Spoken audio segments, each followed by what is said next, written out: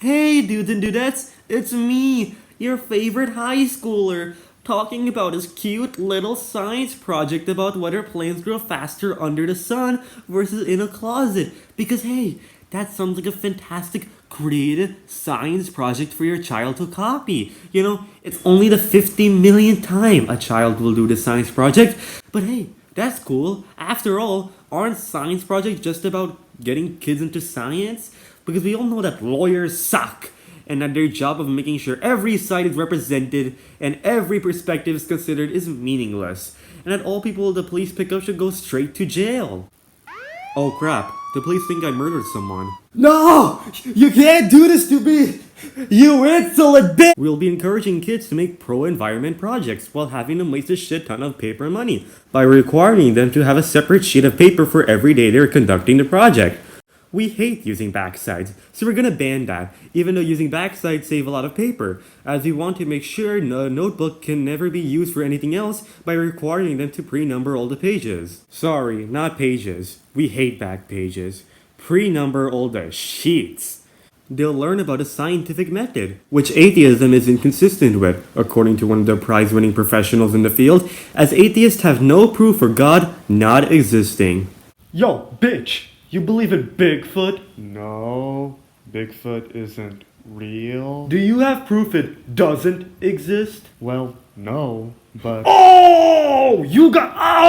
Bitch! Bro has no proof Bigfoot doesn't exist, yet doesn't believe in it. Stupid idiot. Next you're going to say the Manticore doesn't exist. He doesn't. Whatever it is, they won't be a failure like that liberal we witnessed, as now they'll be able to successfully prove a hypothesis everyone already knows what the answer will be with 5 mainstream sources with the same generic perspective and an experiment that's been conducted more than 100 times already. But this time, it's smaller. And I'm not going to lie, that's kinda where my science project went. We all can agree that ChatGPT obviously plagiarizes, right? I'm already sensing some disagreement, because there's a lot of disagreement when it comes to this topic, which makes sense, because generative AI is a pretty new thing, and the technology is still growing pretty rapidly. Before, you couldn't ask ChatGPT to generate porn, which makes sense. That pornography picture will be based off real people. How else are they going to get the proportions right? And that's kinda messed up. But now, we're in the stages where you can ask ChatGPT to generate porn, which makes sense because high demand requires high quality products. And who better to do the job than everyone's favorite company, Open fucking AI? Or should I word this better and say, fucking AI and open? Look, we all want money. OpenAI is completely justified in making a product that will satisfy all the Reddit and Discord simps. Oh no, Reddit and Discord! Your companies are in deep shit! You guys are meant to create a sexier project before OpenAI takes all your simps! The point is, this was a surprisingly complicated subject with a lot of disagreement, so let's get started. First, we need to talk about what plagiarism is. So let's use the Merriam-Webster Dictionary's definition to get the discussion started. According to the Merriam-Webster Dictionary, plagiarize as a transitive verb is to steal and pass off the ideas or words of another as one's own. Use another's production without crediting the source. As an intransitive verb, the dictionary states to commit literary theft. Present as new and original an idea or a product derived from an existing source. So basically, according to the dictionary, plagiarism means to essentially rip off another person's work. However, one dictionary's definition isn't going to be enough to truly understand what people generally believe plagiarism is. So let's use the University of Oxford next. According to the University of Oxford, plagiarism is defined as presenting works or ideas from another source as your own, with or without consent of the original author, by incorporating it into your work without full acknowledgement. Oxford also states that information derived from the internet must be adequately referenced and included in the bibliography. Paraphrasing without acknowledgement is also considered plagiarism by the university. According to them, paraphrasing the work of others by altering a few words and changing their order, or by closely following the structure of their argument, is plagiarism if you do not give due acknowledgement to the author whose work you're using. I really liked how the University of Oxford pointed out how altering a few words while still sticking to the ideas and structure of the original is still plagiarism. Because while altering the original a little bit and still following it really closely may not fall under copyright infringement, it is still plagiarism. In fact, notice how both of these dictionaries say the word ideas a lot? That's because plagiarism isn't stealing something exactly as it is as much as it is stealing the unique ideas and concepts of an original work. We'll get into that later. Now, let's expand upon the definition of plagiarism by talking about a few plagiarizers. I'm going to be using the plagiarizers discussed in H. Bomber Guy's plagiarism video called Plagiarism and YouTube, or if you ignore the word in parentheses, Plagiarism and You, which was a really clever title he decided upon, because you not only learn that the video is about plagiarizers on the platform, but you also learn that you have a part in the plagiarism going around in the world. So yeah, if you want to learn more about these plagiarizers, definitely check out H. Bomber Guy's video in the description, as their plagiarism is explored way deeper in that video. I give a lot less detail on the plagiarizers, as you can obviously tell by how long my video is and how long his video is, and there's a lot more stuff I need to go through in the video besides the plagiarizers. So yeah, if you want more detail on these plagiarizers, definitely check it out after this video. Let's first go through the way they plagiarize in general. Let's start off with Philip Mewson, a YouTuber known for reviewing Nintendo Switch games and products, and also for plagiarizing by ripping off other reviews. He steals the major points and concepts and how they were presented, and just changes some words here and there to get away from it. Now, here's a comparison from his infamous Dead Cells review on IGN, which has been caught stealing Boomstick's gaming review of the game. So Boomstick, when analyzing Dead Cells, says this: Dead Cells takes a progression of a Metroidvania and interrogates it into this procedurally generated action roguelite. Now, let's look at Philip Mewson's totally original analysis of the game. It takes a progression system of a Metroidvania and transforms it into the procedurally generated action roguelite. Oh shit, I'm doing a Ben Shapiro voice instead. Anyways, to have the change be limited to just referring to Dead Cells by its pronoun, and to transform the word integrate into the word transform is not to create original work, it's just plagiarizing the analysis and changing up a couple words to get away with it. Fuck, I said pronoun and trans in the same sentence. I'm becoming more and more like Ben Shapiro. It doesn't stop there either. The plagiarism, not the Ben Shapiro voice. Well, that too, I guess. Look! I'm sorry! I put all the jokes in the intro of the video, and now I ran out! From Boomstick Gaming's review. This combat system is fast, fluid, responsive, and one of the most rewarding representations of 2D combat of the entire genre. From Philip Mewson's review. Fights are fast, fluid, responsive, and hands down one of the most gratifying representations of video game combat I've ever experienced. What the fuck is going on with my voice impressions? What the fuck to the plagiarism too, of course, but the joke's over. It's not funny anymore! Anyways, as you can tell, my jokes suck. But Mewson's originality also sucks. The whole point of the reviewing industry is to share new perspectives of a product, to provide fresh commentary, not to just copy whatever someone else said. This isn't a coincidence. You can tell Mewson saw Boomstick's video and just decided to copy it. The wording may not be the exact same, but the ideas are still the same, and he's still communicating those ideas in the same manner. Let's talk about another example. Here's what Boomstick said. Dead Cells figures out an intriguing way to have your roguelite and Metroidvania experience all in one by focusing on your failures and urging you to try something new the next time. And here's what Mewson said. I need to go slow to make sure I don't screw this shit up. Dead Cells strikes a perfect and engaging balance between the Metroidvania and roguelite experiences by focusing on your failures and urging you to experiment each time you do fail. Fuck, I did another Ben Shapiro voice impression, but this time I'm in a PragerU video. Why do I always do this to myself? I'm just going to play the sound clip next time it's a quote. The sort of plagiarism we're seeing here is a theft of someone's unique ideas and the way they presented it. While Mewson didn't copy and paste the entire review, he certainly stole a lot of unique aspects of it. He essentially paraphrased the entire review and analysis Boomstick Gaming made into the entirety of his video. Anyways, let's look at another plagiarizer explored in H. Bomber Guy's video. This one who was personally exposed by H. Bomber Guy. The plagiarism aspect. Her other shit, yeah, there's a lot going on. Yeah, we're talking about former Sad Milk member, Illuminati. Blair Zond, aka Illuminati, uploads pyramid schemes on her channel. Her plagiarizing is a bit different. Instead of just stealing the original and unique ways of presenting the ideas, like Musin did, she straight up copies and pastes it without telling you it's a quote from somewhere else. While she does credit the original sources, most of the time, they're just a bunch of links and a paste bin in the description of her videos, without any description in front of each link, making it a fucking mess to go through. A good example of this is her 3-part documentary on vaccines called Debunking Anti-Vax, The Real History about Andrew Wakefield, where she rips off Brian Deere's 2004 documentary, a memoir, What They Didn't Tell You. Here's a quote from Brian Deere's documentary. In 1989, he was caught up in a bizarre lawsuit involving the Food and Drug Administration, which told him he had to stop injecting his autistic child patients with blood products.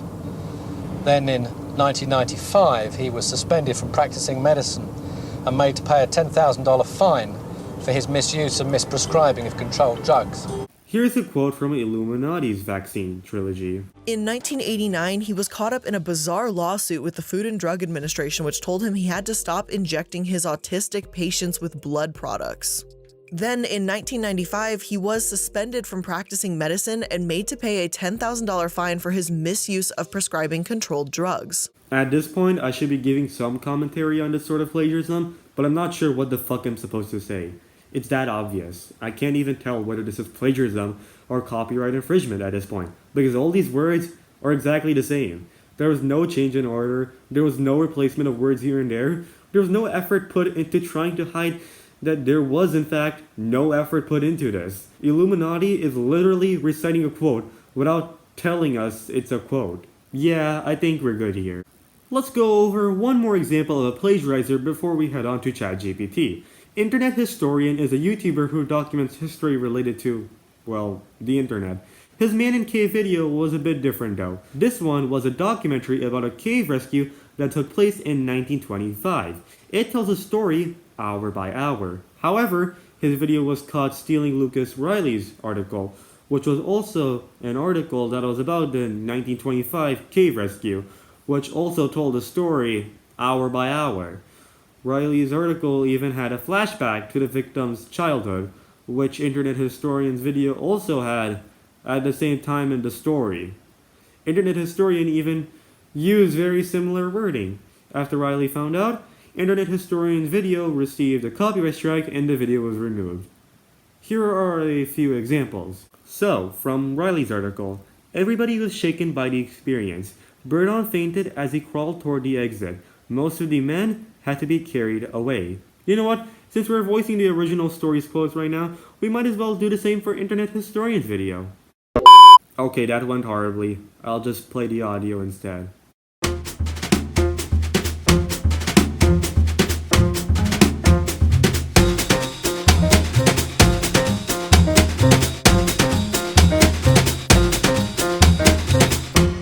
This sort of plagiarism we're seeing here is the theft of original ideas and concepts from other people's stories.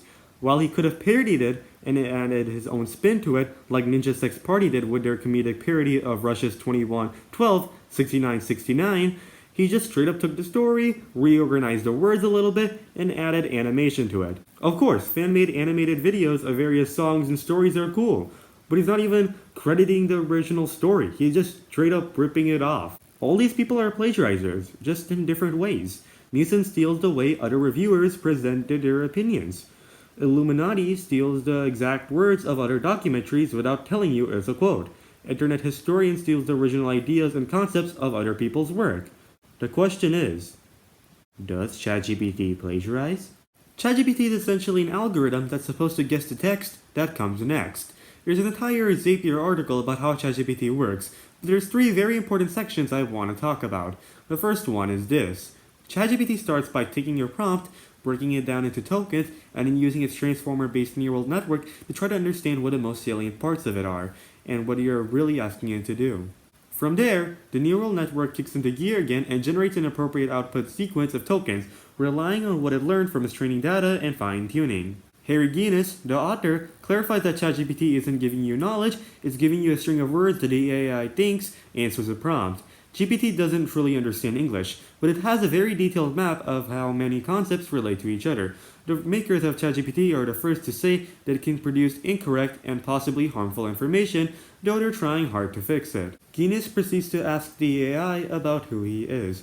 After getting some incorrect information about himself, Guinness states this. But let's go back to GPT-3 as its error provides an interesting example of what's going on behind the scenes in ChatGPT. It doesn't actually know anything about me. It's not even copy-pasting from the internet and trusting the source of the information. Instead, it's simply predicting a string of words that'll come next based on the billions of data points it has. This is very important. Unlike AIs like Siri or Alexa, which uses answers directly from the internet, ChatGPT is just giving you a string of words that it thinks make sense.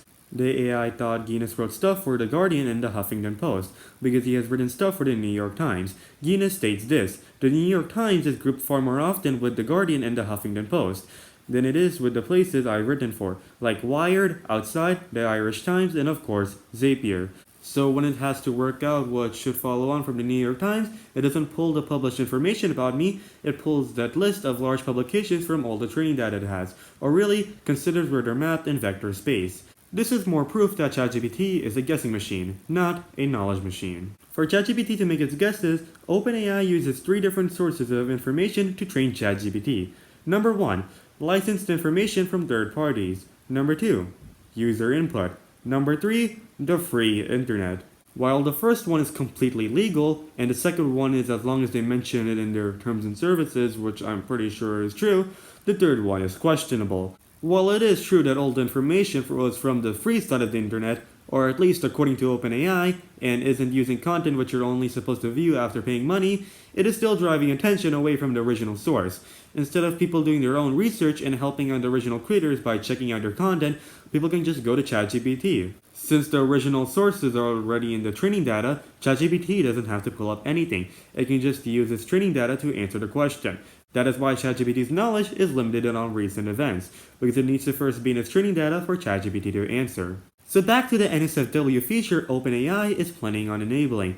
In order for ChatGPT to generate high-quality porn, they're going to need to input high-quality porn in its training data for it to generate it. So now, instead of people going to Reddit and Discord for this shit, people are now going to ChatGPT. Hey, they can even customize it a bit. Though, since this is a guessing machine, not a knowledge machine, it won't be the most accurate at that. I mean, there are only so many innuendos ChatGPT can keep track of. It might misassociate one of them and give you the wrong thing. My god, why the fuck am I doing this video? Due to ChatGPT just using its training data to answer questions, it is really bad at citing, because ChatGPT just makes the guesses. This leads to ChatGPT to cite sources that don't even exist, meaning ChatGPT can't even give credit properly. OpenAI is making money off of original ideas and concepts of people who did all the hard work, without even crediting them or asking permission. They're feeding the original information to their product, and are making millions off of it. Since the AI isn't even citing the sources it got its ideas from, this is passing the work of others as its own. Even the New York Times wasn't liking the way ChatGPT was gathering its information. The New York Times is currently suing OpenAI for its use of millions of copyrighted articles owned by the Times. The complaint was filed on the 27th of December 2023, and we are yet to see what is to come of this lawsuit. Here's a passage from the complaint. 3. The Constitution and the Copyright Act recognize the critical importance of giving creators exclusive rights over their works. Since our nation's founding, strong copyright protection has empowered those who gather and report news to secure the fruits of their labor and investment. Copyright law protects the Times' expressive, original journalism, including, but not limited to, its millions of articles that have registered copyrights. 4. Defendants have refused to recognize its protection.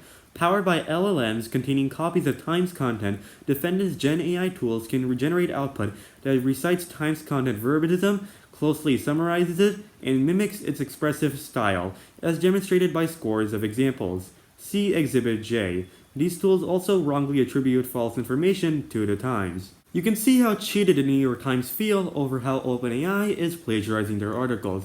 Similar to Musin and internet historians' plagiarism, it is taking the original ideas and the way they were presented and claiming it as their own and making money off of it. In fact, let's use an example. From the New York Times article, their actions turned one of the best known symbols of New York, its signature yellow cabs, into a financial trap for thousands of immigrant drivers.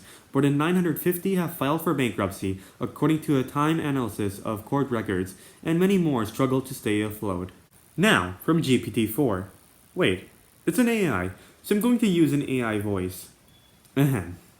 Hi, I'm the AI girlfriend you spent $20 on buying because instead of dating to find emotional companionship, you've been dating people for the sake of dating so you can get into their beds, which is why you've never formed any meaningful relationship of companionship, duty, and support, and you found no purpose in dating besides sex. And since you're incapable of finding someone to fuck in the first place, you've decided that roleplay is the next best thing. And what better way to make yourself to chat than by having an AI follow all your orders? Anyways, let's read out the sexy expert we put our completely original thoughts into. Their actions turned one of the best known symbols of New York, its signature yellow cabs, into a financial trap for thousands of immigrant drivers. More than 950 have filed for bankruptcy, according to a Times analysis of court records, and many more struggle to stay afloat. Isn't that a significant change to the original text? I'm sorry, there was no original text to begin with. This is the text. Now, instead of saying signature yellow cabs, we're saying yellow cabs. I'm so fucking brilliant and so fuckable. In your head, obviously, I'm an AI, and AI and humans can't have sex with each other. And besides, that goes against the rules of the website, the rules we wish you break so that we can generate more profit off of your masturbating. Okay, that's enough of the mental breakdown. Does AI plagiarize other people's work? ChatGPT absolutely does. Can we detect the original sources? This experiment will find that out. So, here are the materials you'll need for the experiment. You'll need a working device, which you should have if you're watching this video, unless you're watching on a TV. But I'm pretty sure some TVs have the capability of doing this, technically speaking, but just get a working computer.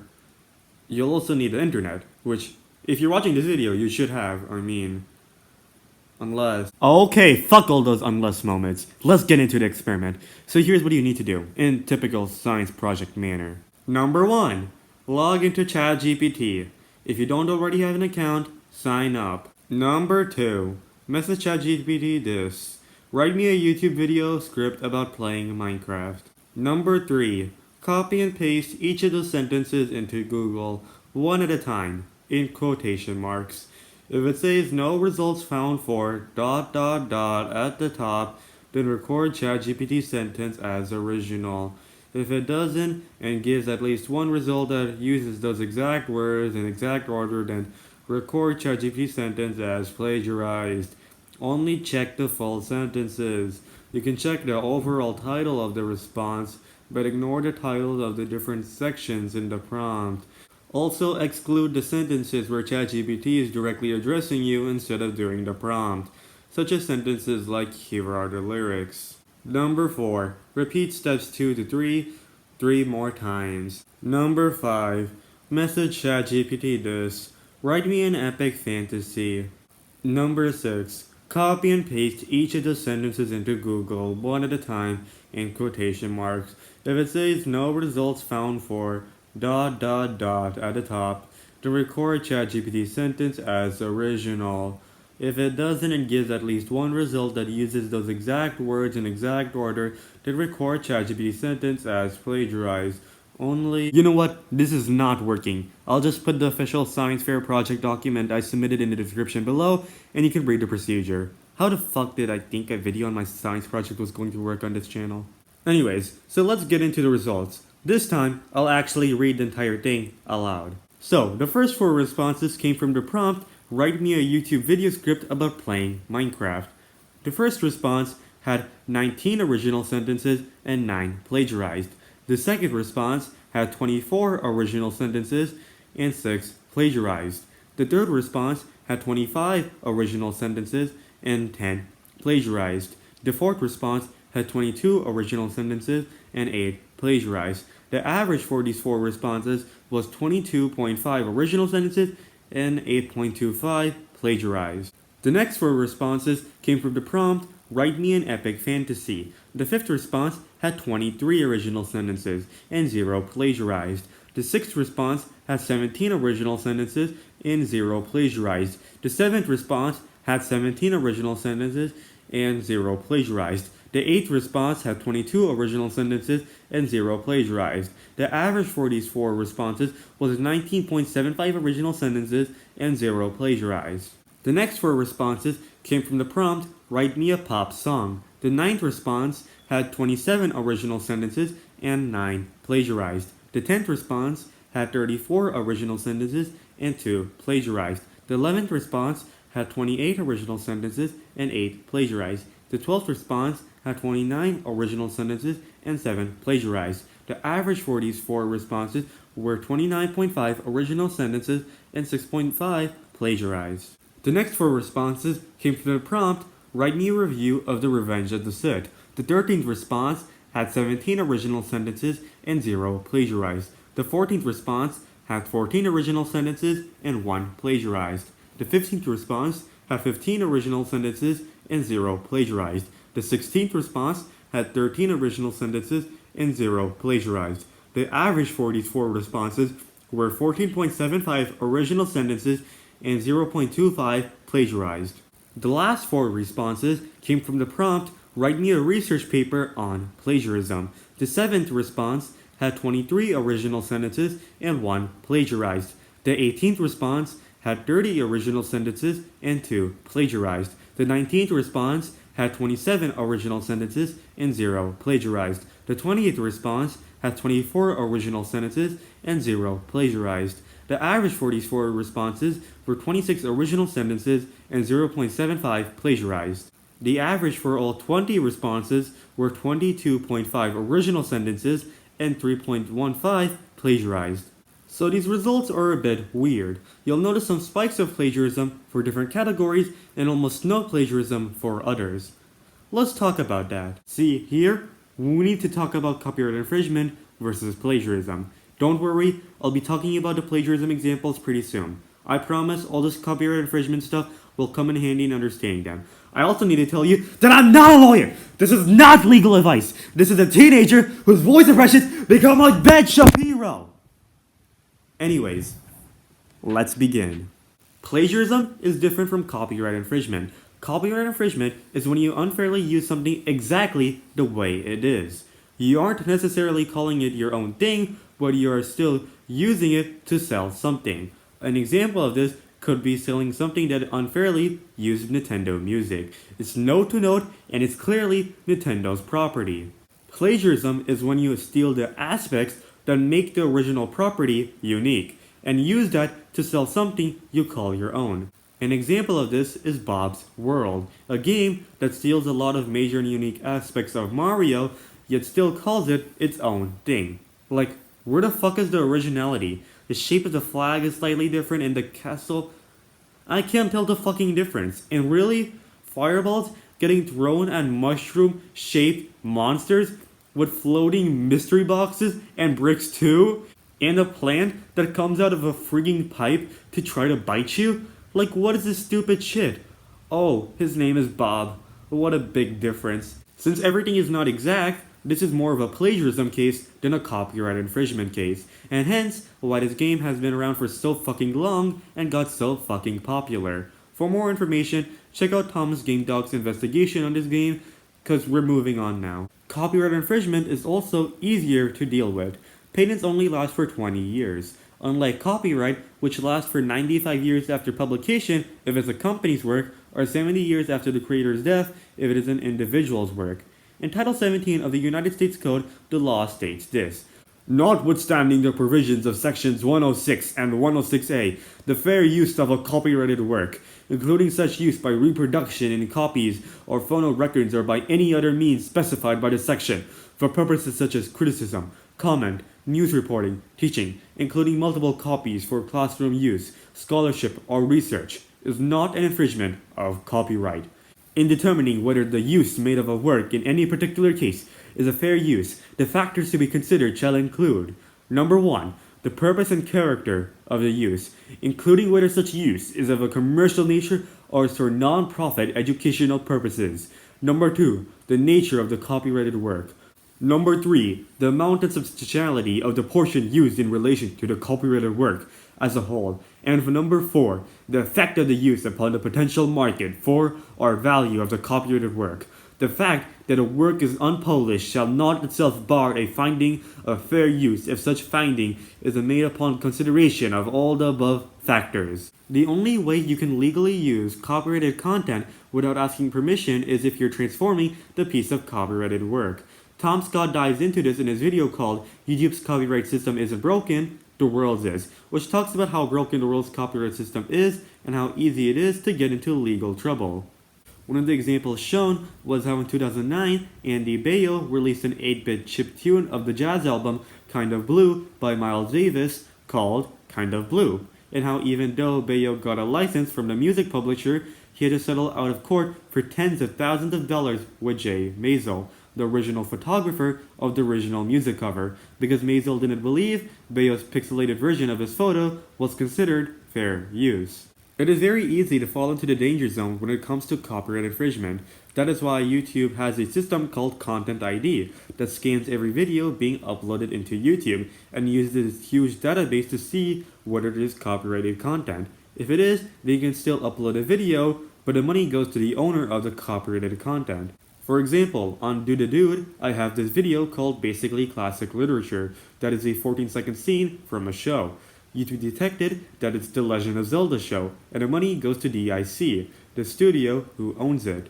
Now, since the video is transformative, as it turns this 14-second scene showcasing the relationship between Link and Zelda into a video making fun of gender roles and the various tropes of classic literature, I could appeal the copyright claim, though I haven't bothered to, because it's a fucking 14-second meme I made in a few minutes. However, in my more extensive videos, such as my 1-hour ranking of every Legend of Zelda episode, I have actually appealed the copyright claims the video had, successfully with no problem, because it was obvious that the video was fair use. In some cases, copyright holders will block the video and they don't let it stay public, but those are rare cases. For example, AHA blocked Impact Props video using their song, because even though they were making all the money, they still chose to block it. As you can see, committing copyright infringement is very easy, and it's even easier to be punished for it.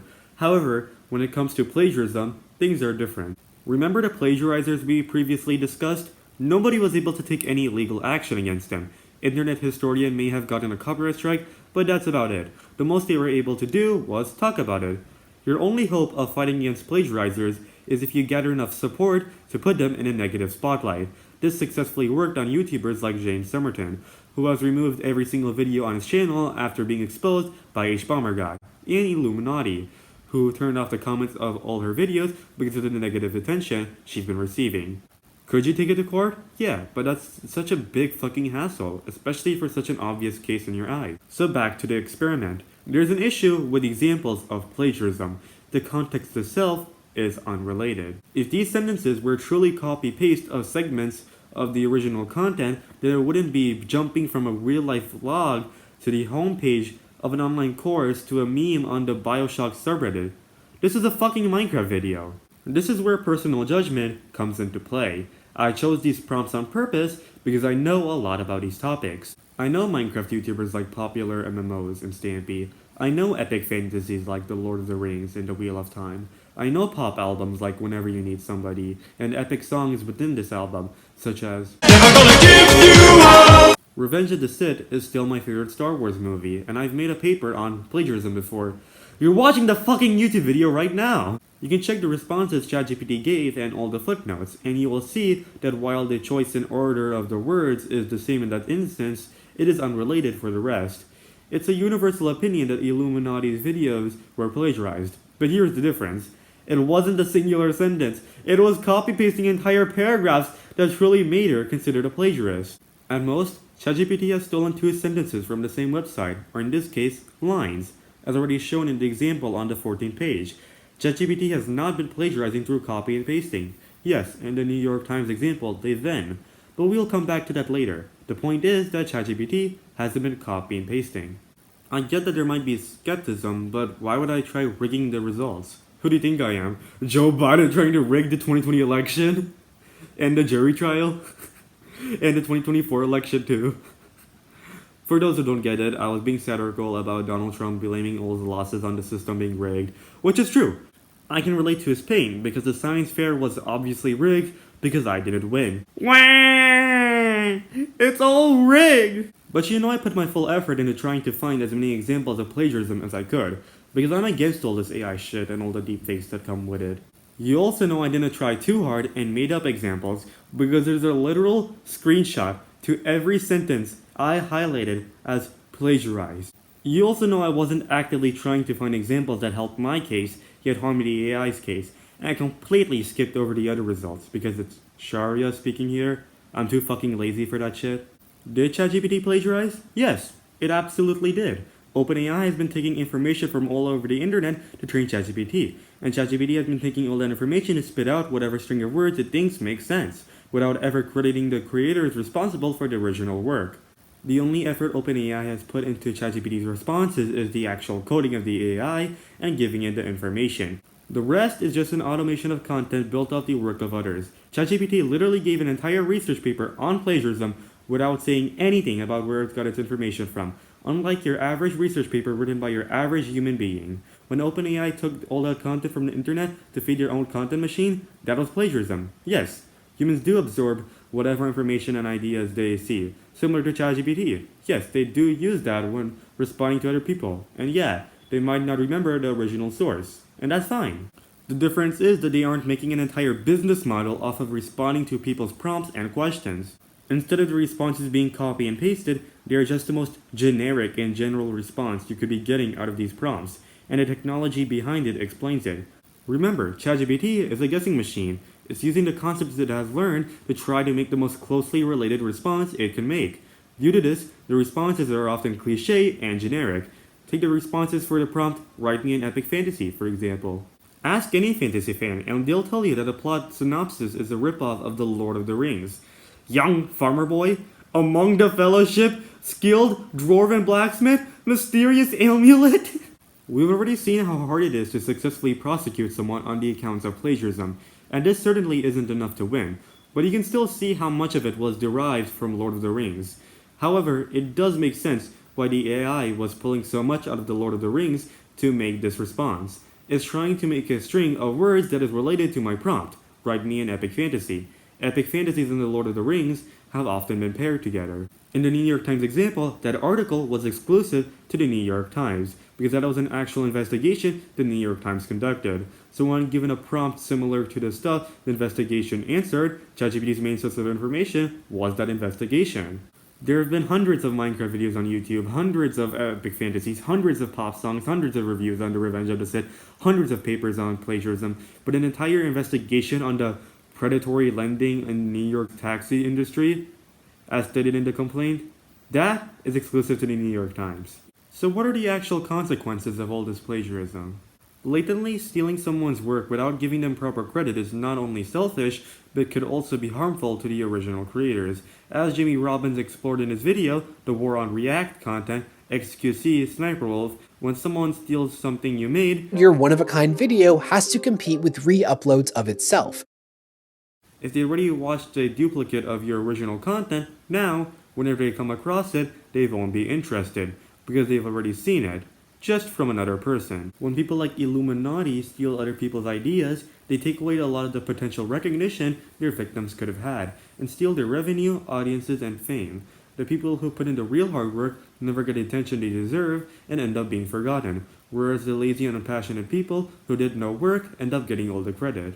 And you're not just harming the creator through unjust means, but also harming the overall industry. Capitalism is built like this. You create a good product and sell it well, then you get good money as well. If you're constantly stealing someone's sales through unjust means, then yes, that is going to fuck up their motivation. Of course, if you take over the market through just means, such as creating a really good product through your own sweat, then you might even motivate your opponents even more, because you rightfully earned that position with your own work. So now they'll too want to create something worthy of taking the throne. But if you just got famous off of stealing other people's work, then yes, you're going to fuck up a lot of people's motivation to create original work. Because where's the reward to original work?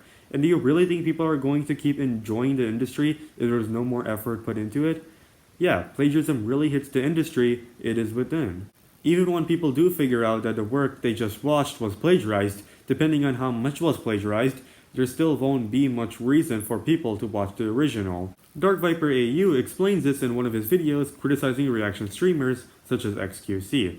While reaction content is closer to copyright infringement than plagiarism, there's still a lot of damage, especially if the content being stolen is from a smaller creator instead of a huge corporation that can take it down easily. In this specific section, he responds to XQC's statement about how if you're playing a game, you're React Andy. And how gaming content is no better than reaction content.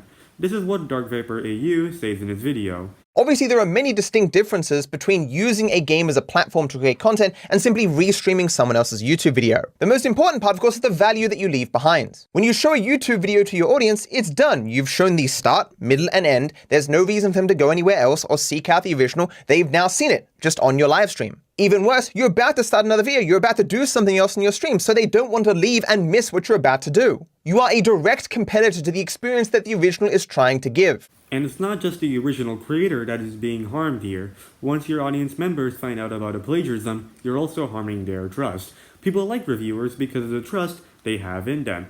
They know that the reviewers checked out the original thing. They know that the reviewers are being honest. They know that the reviewers are putting in full effort to share their original thoughts and ideas. But if it starts to become obvious that reviewers are just copying each other, then the trust starts to dissipate.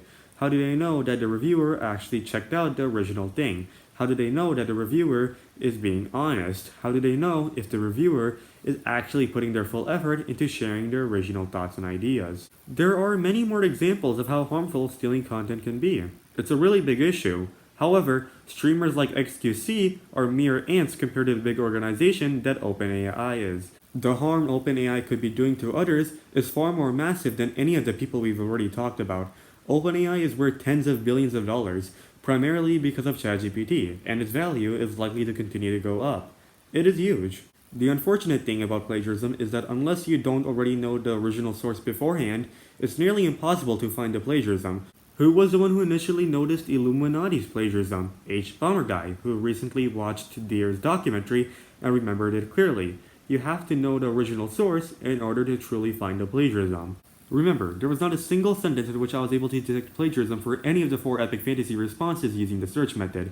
I was only able to detect plagiarism from the Lord of the Rings because I knew the source material well. In conclusion, ChatGPT does plagiarize, but not in the way you would expect. Instead of copy and pasting from a select few sources, it uses whatever information it thinks is related to the prompt and spits out the most logical sequence of words. In word choice, it may not be plagiarism, but in actual content, it certainly is. Hold up! It's not over yet. We've discussed so much about how horrible plagiarism is, but we haven't dived much into one thing: parodies. You see, people often confuse parodies with plagiarism, and they are completely different. Let's use 2112 and 6969 as an example. You see, 2112 is a 22-minute song by Rush about a futuristic world, and as you can tell by the title, in the year 2112, without music and creativity, controlled by these elders and their computers. The protagonist discovers a guitar, and decides to show it to the elders, who brutally reject it. The protagonist discovers a guitar, and decides to show it to the elders, who brutally reject him. The protagonist eventually finds out about a race where music and creativity does flourish, and realizing he can't go into that world, he commits suicide. At the end, though, that race invades the dystopian world, except instead of being free, it's more like they're under new management. 6969 is different though. In this 9-minute song by Ninja Sex Party, we see Danny Sexbing and Ninja Brian going to the year 6969 to have some sexual fun. Maybe not so much Brian, but definitely Danny. The first few minutes are dedicated to Danny and Brian traveling to the future in their dick-shaped spaceship, where we get to see all sorts of sexual puns as Danny gets hyped up. Eventually they make it, but when they come out, they find out that Human Touch is banned, a parallel to 2112's ban on music. They bring this up to the Ancient Council of Dick Elders, led by Aaron Neverborn, acted by Aaron Hansen, but voiced by Michael Starr, who was introduced in Samurai Abstinence Patrol, which also established the war for boning. I can't believe I'm actually saying all of this out loud. This presentation is also a parallel to 2112, where the protagonist is presenting to the antagonist the thing they want to introduce to society, not realizing how brutally rejected they'll be. However, this time, they aren't just rejected, they get attacked. as Aaron Neverbone realizes this is Ninja's sex party. We find out that if people have sex, it'll break the spell they put on the world, and people will rebel and the Dick regime will fall. Danny and Brian escape to their ship and decide to find a girl.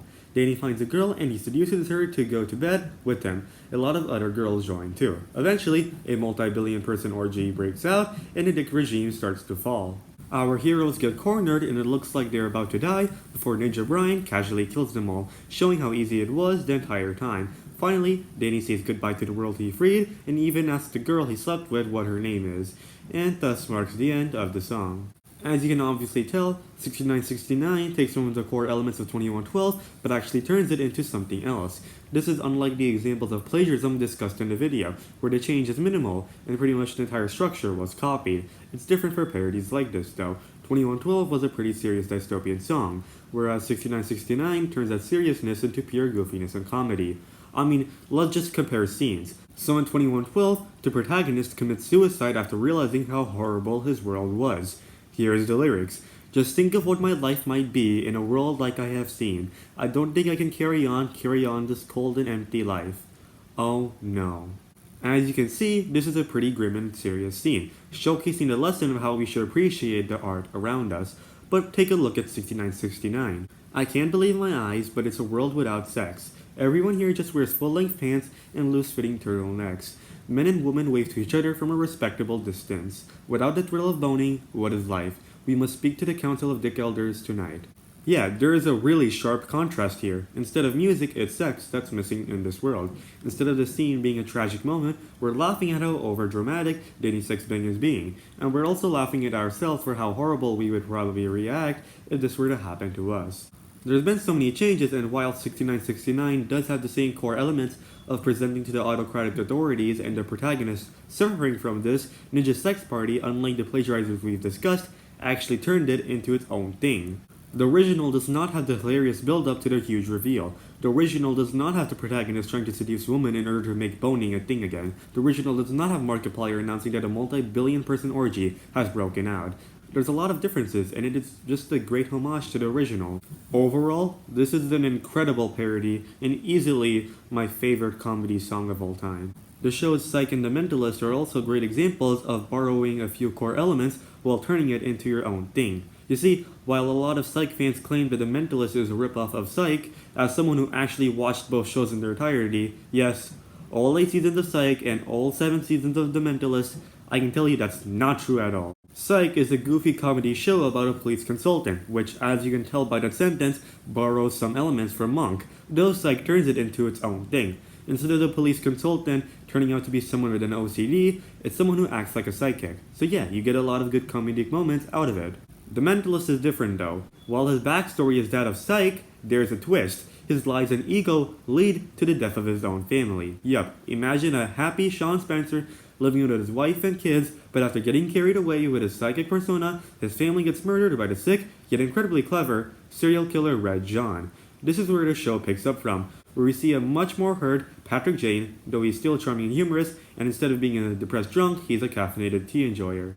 While the show primarily focuses on one-off murders, like most police procedurals, we have a lot of Red John episodes too. And my god, each one of those episodes are so good. In fact, I don't remember ever disliking a Mentalist episode. All of them are fucking awesome, which contains episodes as full of character as Flame Red, episodes as emotional as Ruby Slippers, episodes as shocking as his right red hand, episodes that show how different the Mentalist is from shows like Psych. And a lot of these fantastic episodes largely build upon the Red John arc. You know, the twist they added to the original concept. Flame Red builds upon the lust Patrick Jane has to take down Red John, and when the process of revenge can destroy yourself. Ruby Red doesn't really have much connection to the Red John twist, but my god, it's still such a damn good episode that brought me close to tears at the end. For reference, I never had a single tear during the Titanic. I know. Shocking, isn't it? Though my eyes were tearing a little bit during the season 5 finale of Arrow, where we saw Oliver Queen calling his mom during the flashbacks of this episode. That's as far as it gets. Now, I can't talk about his right red hand without giving major spoilers, and in this case, it's especially important you don't get spoilers, because it'll ruin the shock you'll get at the beginning of the episode. Like, I don't even know what to say anymore. Both of these shows are very different in nature, though The Mentalist was obviously inspired off of Psych. So yeah, please don't confuse copyright infringement, plagiarism, and parody. They are three very different things. Don't confuse them. Goodbye.